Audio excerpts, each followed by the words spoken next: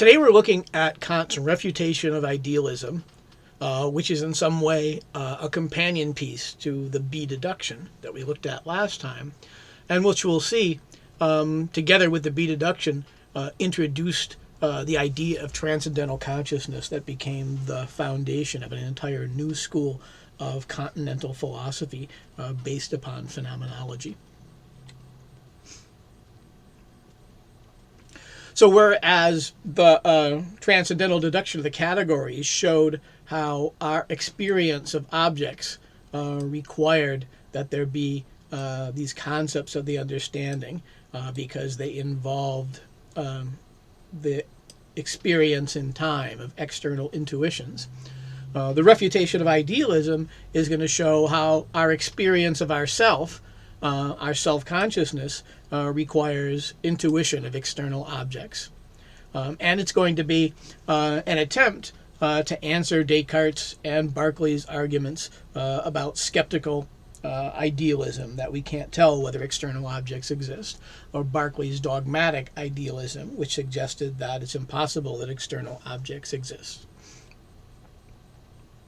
And we've already read the first edition version of the Transcendental, of the Refutation of Idealism. Remember, we had looked at a passage from the Transcendental Dialectic called the Paralogisms about transcendental idealism and empirical realism. Kant revised that in the second edition and called it a Refutation of Idealism. He also included in the B preface, which must have been a last-minute emendation, at the end of the B preface, he adds a footnote on the Refutation of Idealism, correcting at the last minute one of the sentences in it and explaining some important new explication of the argument. So we had included both of those selections for you for today's reading, both from that footnote to the B preface and the second edition Refutation of Idealism, which was the revision of that passage from the Paralogism that we had read last time. So remember the structure of a transcendental argument. The refutation of idealism is another transcendental argument. You start from some fact of experience, and then you trace out the necessary or transcendental condition of that experience. And therefore, you're led to conclude that that other thing that you can't perceive exists. In this case, the thing that we can't perceive are noumena, things in themselves, external objects that we confront in external intuition. And we saw last time that Kant thought that this actually involved a type of transcendental consciousness, that there was some type of horizon such that that thing that we couldn't exist, that was outside of our experience, actually presented itself to us through the thing that we could experience in a type of intentional experience or horizon.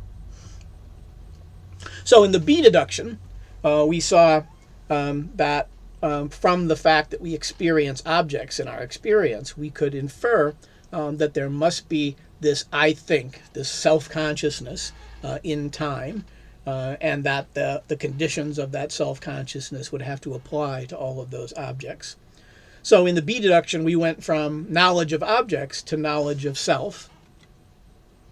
Whereas in the refutation of idealism, we're going to go in the opposite direction.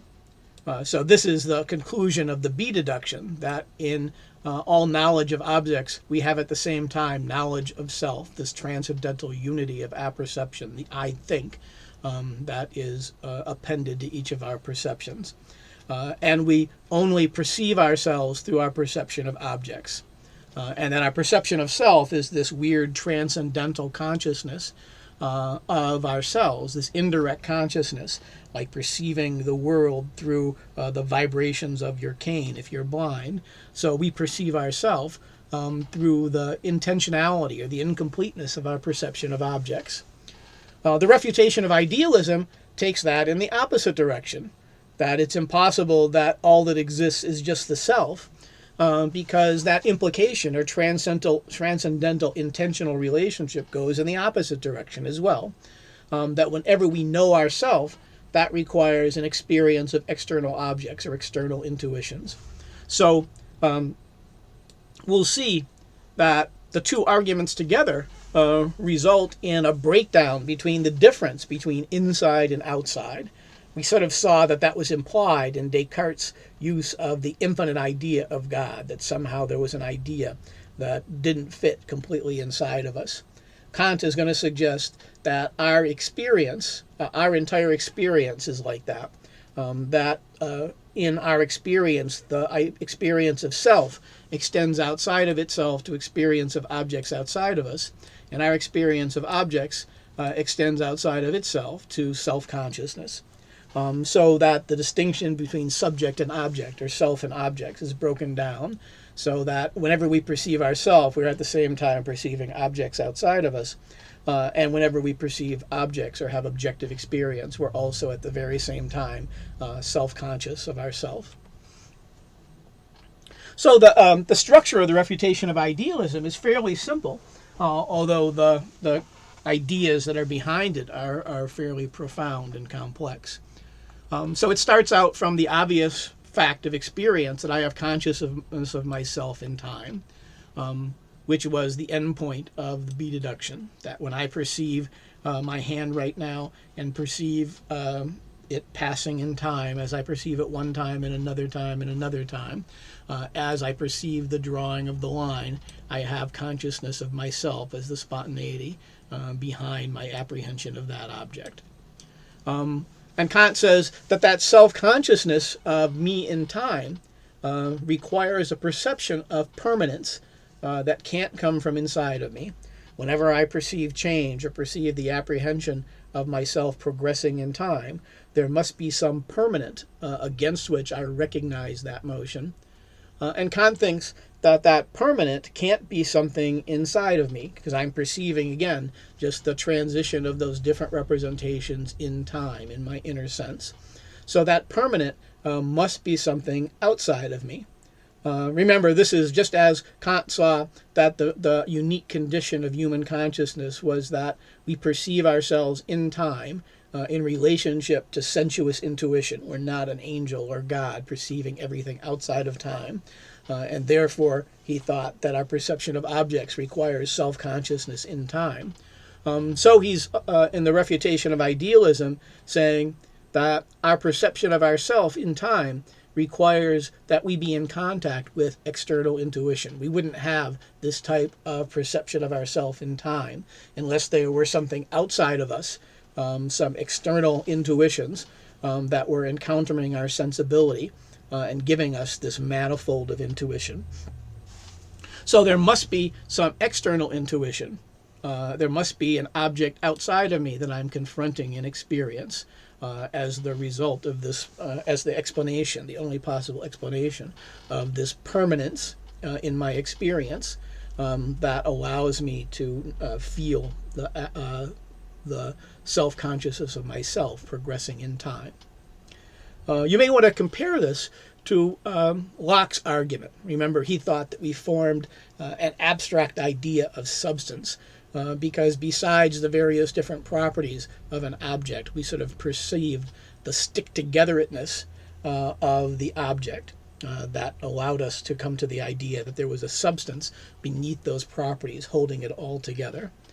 In some ways, the Refutation of Idealism is suggesting that there's a permanence to our experience as well, and that we couldn't have our experience of objects in time unless we were encountering some reality outside of us as the source of this representation of permanence. We must be confronting an external in our experience, or else we wouldn't be able to feel the construction of ourself in time. So the argument as he states it is here, I'm conscious of my existence determined in time, but all feeling in time presupposes something permanent. But this permanent can't be something in me, since it's only through this permanence that I can feel my existence in time. Therefore, the perception of this permanent is possible only through something outside of me. And my experience of my existence in time is only possible through the existence of actual things, which I'm having intuitions of that exist outside of me.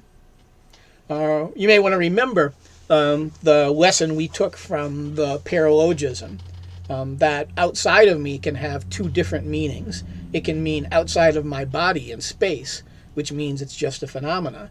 But here I think Kant is using outside of me in its transcendental sense. He means as a noumena, as a thing in itself, that in order to experience myself as permanent in time, I have to be in contact with not just the permanent object in space as a result of the categories, but I must in fact be in contact with external intuitions, that my experience of self is bound up with the interaction of myself with a transcendental object, just as I feel my spontaneity as a transcendental ego. So I experience a permanent outside of me as the noumenal object that I'm encountering in my external intuition. So the conclusion of the Refutation of Idealism is this transcendental consciousness, just as the conclusion of the B deduction was that when I feel an object in my experience, I'm at the very same time feeling through it the horizon, the intentionality of my own self-consciousness, this thing, this transcendental ego or spontaneity outside of me that I can't really see as an object, I nonetheless sense through my perception of the objects of my consciousness. Now, in the Refutation of Idealism, we get the same type of connection in the opposite direction. That my consciousness of my existence in time, my self-consciousness, is bound up by the way of identity, which is this transcendental consciousness. It's not a separate perception, but when I perceive myself in time, I'm at the same time sensing this relationship of something outside of me through this horizon, through this transcendental consciousness. And therefore, my experience is not an invention. It's not an imagination, not something I can be in skepticism about, like Descartes thought, or not something that can be a complete illusion or imagination, as in the case of Berkeley. It inseparably connects to something outside of me with this inner sense. The inner sense, which was the manifold of time, is intimately connected with the manifold of space that comes from connection to external objects. So, just as we had seen in the B deduction, that my perception of objects is tied up or bound up by way of identity with my perception of my own self, and that I perceive myself transcendentally through the intentionality or horizon of my perception of objects. So in the same way, in the Refutation of Idealism, I get the idea that my consciousness in time is necessarily bound up with the condition of the existence of things outside of me. My consciousness of my existence at time is at the very same time an immediate consciousness of the existence of other things outside of me. So this spells the end of the mind's eye model in modern philosophy. We had seen it working up to this in Descartes' idea of an infinite being, in Locke's argument for substance, a something I know not what, that was the stick-to-togetherness of different objects, of Hume finding this permanence in custom and habit. But finally, Kant is the last modern philosopher, because he's the person who solves that problem of the mind's eye model. How do we ever connect up the me inside of my mind with the objects outside of me, the secondary with the primary properties? By finally saying that what's inside me and outside of me are not in different realities, are not radically disconnected, but that subject and object are different moments, different sides of the same coin, connected through this horizon, so that whenever I perceive an object, I'm at the same time sensing through this horizon my own subjective consciousness, my own transcendental ego. And whenever I have experience of my own self-consciousness in time, I'm at the same time through the horizon sensing the existence of noumena, of things outside of me, as the source of my external intuition. So we get this breakdown of the distinction between subject and object, and we get the introduction of this idea of transcendental consciousness, in which nothing is completely inside or outside of my experience, but is intentionally related across this type of horizon. So we had seen before that transcendental consciousness was an incompleteness within my experience that pointed to and brought into existence something exterior to it. And the refutation of idealism is saying that my apprehension of self has an incompleteness, requires a permanence, which puts me in contact with, across a horizon, the existence of noumena outside of me. Again, we have to be careful, since Kant's a transcendental idealist, we don't actually ever experience that noumena as an object within our experience. That would make it a phenomena. That would bring it subject to the categories. Instead, we simply feel its presence. Like Descartes said, we don't feel the entire ocean. We simply sense or feel its immensity as a feature of that horizon, of our recognition of the incompleteness within our experience. And this will be important later when we finally talk about some of the other aspects of Kant's philosophy that gave rise to Romanticism. And we'll talk about that next time. So, as I said, the combined features of the refutation of idealism and the B-deduction, the introduction of this transcendental consciousness, and the breakdown of subject and object, gave rise to an entire century and a half of philosophical tradition that's called continental philosophy, because it's the type of philosophy that dominated philosophical ideas on the continent of Europe as opposed to England and America, which was the analytic tradition and influenced by the earlier insight of Kant about language and judgment. So, whereas the phenomenological school of philosophy is going to take Kant's idea of transcendental consciousness and intentionality, the first thing it's going to get rid of from Kant's philosophy is the idea of categories, a universal set of structures of experience that all human beings share. No other philosopher is going to believe, as Kant did, that the categories that he identified in his metaphysical deduction are true for all human beings. And he'll think phenomenological philosophers will become more relativists. They'll see how we construct our experience might be relevant to our culture, and that we can explore our culture phenomenologically by seeing what types of structures are present within our culture and are different from our culture to another. But probably more importantly, they're going to reject the idea of a thing in itself, reject the very idea of something completely outside of consciousness. And as paradoxical as it may seem, the very refutation of idealism, which was meant to prove the existence of something outside of itself, prove the existence of a thing in itself, a noumena, in these phenomenological philosophers that started from Kant, it's going to, in some sense, prove the exact opposite. Because now it's going to turn out that if you're always intentionally or transcendentally becoming aware of that thing in itself, of that noumena, then it's not really outside of your experience. You do, in some sense, perceive it. So, beginning with Hegel, you start to get in a philosophy that suggests that subject and object are not distinct, and it's just a matter of exploring the horizon, and that you never have to leave your experience to get to knowledge of everything outside of you.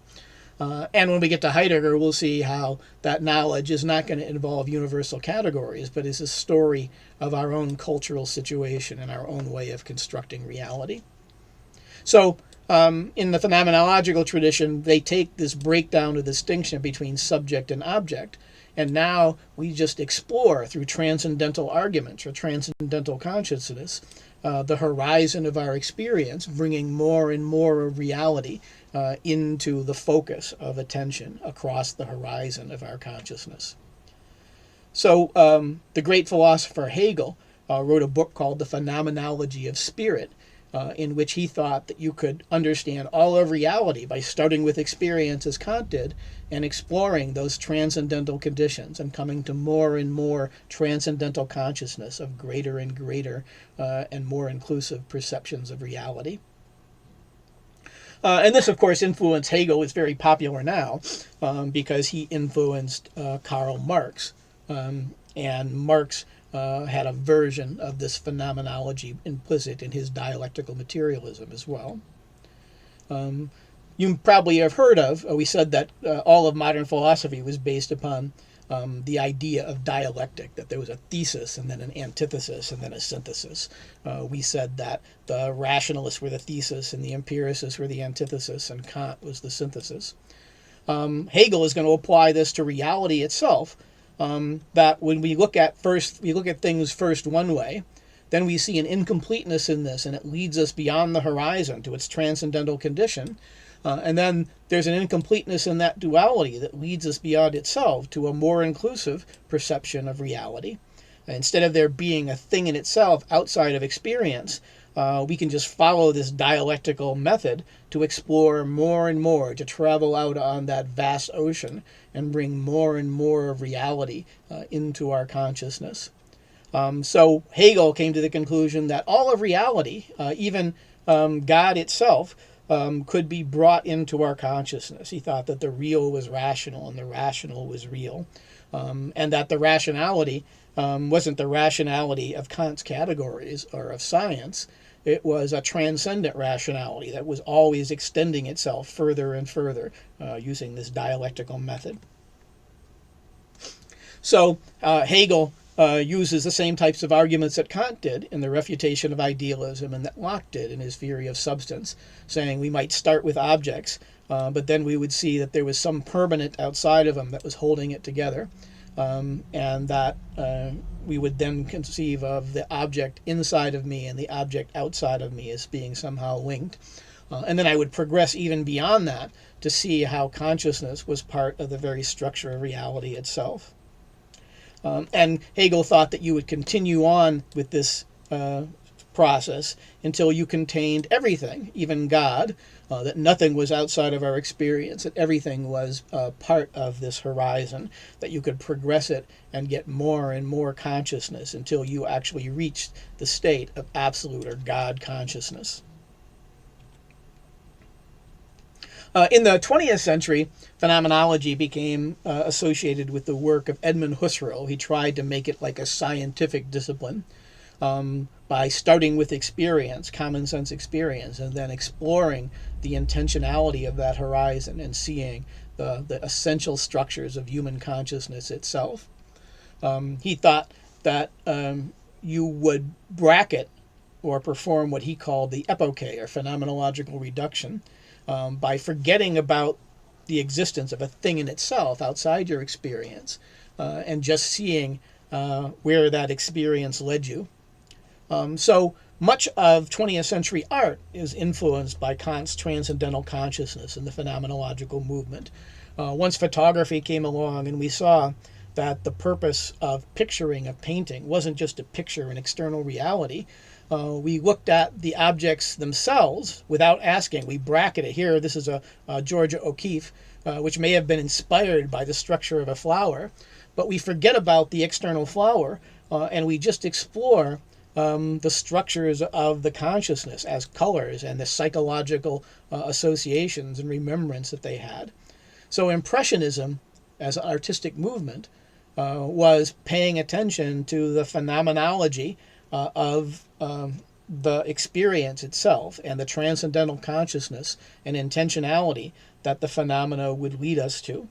And instead of it being one set of categories that we'd all experience the same, each of us would explore this experience of the flower in different ways and be led to different unconscious suppositions, different cultural beliefs, different feelings and impressions, so that the experience of looking at art became an experience of exploring the self and exploring the culture rather than an experience of exploring something outside of us. So just as Kant had broken down the subject and the object. Husserl had broken down the subject part, the part of you that's experiencing it, and then the object of that experience. But the subject and object were just two different sides of the same coin, just as the B-deduction and the refutation of idealism, self and object, were just two different sides of the same transcendental consciousness. You can watch this little video to give you a short summary of phenomenology. Again, you're not responsible for these contemporary philosophies that came from Kant, but you may find it useful to see just how influential the movement that Kant made in the B-deduction and refutation of idealism was in defining an entire century or more of thought and art in Europe. And the final stage in this is existentialism and Martin Heidegger's phenomenological philosophy. Heidegger lived in the beginning of the 20th century. I wrote a book called Being in Time, which was a phenomenological study of the human condition. And he thought that when you looked into the horizon of our experience, you would not only perceive structures of consciousness, but you would see our culture and the human condition itself.